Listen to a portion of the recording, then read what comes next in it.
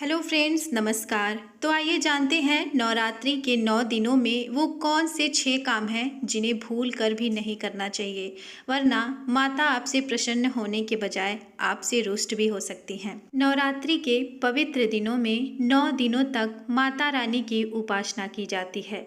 इन दिनों में माँ को प्रसन्न करने के लिए भक्तजन व्रत व पूजा अनुष्ठान करते हैं। धार्मिक मान्यताओं के अनुसार इन दिनों माँ के 9 स्वरूपों की पूजा अर्चना करने से घर में सुख शांति बनी रहती है और माँ भक्तों की सभी मनोकामनाएं भी पूरी करती हैं। नवरात्रि के 9 दिन तक व्रत रखने को लेकर कुछ नियम व धार्मिक मान्यताएं भी हैं जिनका पालन किया जाना बेहद आवश्यक होता है। नियमों के विपरीत करने पर देवी माता आपसे रुष्ट भी हो सकती हैं। शास्त्रों के अनुसार अगर इन नियमों का पालन करने से माता रानी की कृपा मिलती है और मनोकामना पूरी होती है। जाने किन नियमों का पालन करना है बेहद जरूरी। कन्याओं का दिल न दुखाएं। भारतीय परंपरा में कन्याओं को माँ दुर्गा का स्वरूप माना गया है। यही कारण है कि नवरात्रि में कन्या पूजन या कंजका पूजन कर लोग पुण्य की प्राप्ति करते हैं। माना जाता है नवरात्रों के दौरान किसी भी कन्या या महिला के प्रति असम्मान का भाव आने मात्र से ही आप पर माँ दुर्गा का कृपा नहीं होता। शास्त्रों में यहाँ तक कहा गया है कि किसी भी छोटी बच्ची या कन्या या महिला या फिर बूढ़ी स्त्री का भी अपमान नहीं करना चाहिए। ऐसा करने से माँ दुर्गा आपसे नाराज हो सकती हैं।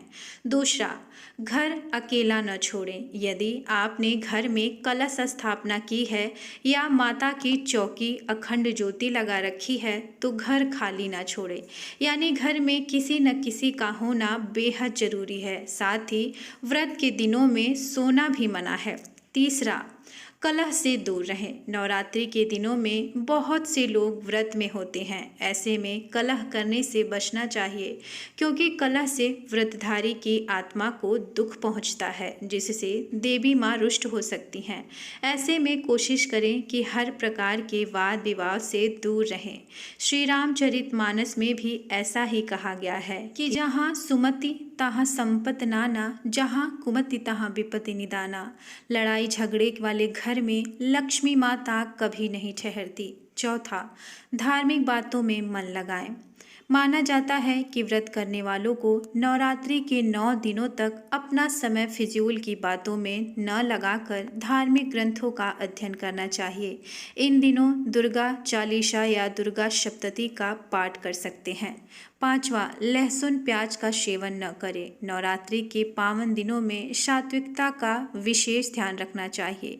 आहार व्यवहार और विचार में आपके सात्विकता का होना बेहद जरूरी होता है क्योंकि नवरात्रि के व्रत का तभी आपको पूरा लाभ मिल सकेगा।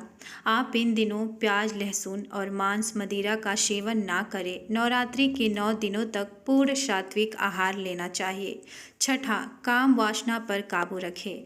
नवरात्रि के दिनों में काम भावना पर नियंत्रण रखना अति आवश्यक है। इन दिनों में महिलाओं और पुरुषों को दोनों को ब्रह्मचर्य का पालन करना चाहिए। माँ की पूजा अर्चना साफ मन से करने से ही माँ प्रसन्न होती हैं। इसीलिए इन दिनों शारीरिक संबंध नहीं बनाने चाहिए। अगर आपको ये जानकारी पसंद आई है तो वीडियो को लाइक शेयर और सब्सक्राइब जरूर से जरूर करिएगा।